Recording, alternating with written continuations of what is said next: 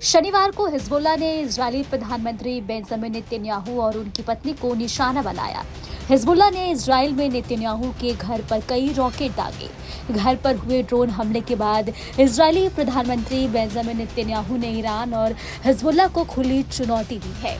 Netanyahu ने बता चेतावनी देते हुए कहा है कि उन्हें और उनकी पत्नी को निशाना बनाने की कोशिश करके ईरान और हिजबुल्लाह ने बड़ी गलती की है और अब उन्हें इसकी कीमत चुकानी होगी। हिजबुल्लाह के इन हमलों के बाद आईडीएफ ने भी तगड़ा एक्शन लिया है और हिजबुल्लाह के हथियार अड्डे पर हमला किया है। लेकिन हिजबुल्लाह की ताकत इतनी बड़ी है कि उसे खत्म करना इतना आसान नहीं। इस वीडियो में हम हिजबुल्लाह की ताकत के बारे में जानेंगे। हिजबुल्लाह की सबसे बड़ी ताकत उसकी सेना है। वो अपने लड़ाकों की संख्या 1 लाख बताता है। हालांकि स्वतंत्र तौर पर किए गए अनुमानों में उन लड़ाकों की संख्या 20,000 से 50,000 के बीच बताई जाती है। अमेरिकी think tank centre for strategic and international studies के मुताबिक हिजबुल्लाह के पास मौजूद रॉकेट और मिसाइलों की संख्या 1,20,000 2 लाख के बीच है। इसे दुनिया की सबसे ताकतवर गैर सरकारी सेनाओं में से एक माना जाता है। ऐसा भी कहा जाता है कि हिजबुल्लाह की सेना लेबनान की सेना से अधिक ताकतवर है। लेबनान की सरकार की कमजोरी का फायदा भी हिजबुल्लाह को मिलता है। वहीं बता दें, उदाहरण के तौर पर इस देश के पास साल 2022 से कोई राष्ट्रपति नहीं है। ऐसा इसलिए क्योंकि राजनीतिक दलों के बीच इस बात पर सहमति ही नहीं बन पाई कि उसे राष्ट्रपति बनाया जाए। केंद्र सरकार इतनी मजबूत नहीं है कि हिजबुल्लाह को उसका एजेंडा आगे बढ़ाने से रोक सके। आपको बता दें कि लेबनान पर बढ़ते इजरायली हमलों के बीच 6 अक्टूबर को पीएम नाजिब मिकाती ने सीजफायर को लेकर दूसरे देशों से समर्थन देने की बात कही है। ड्रोन।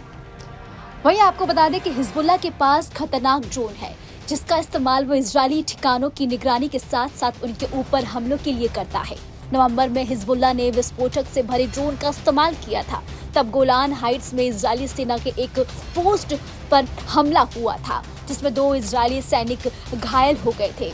आयरन डोम को तबाह करने की कोशिश में उसने ड्रोन का इस्तेमाल किया है।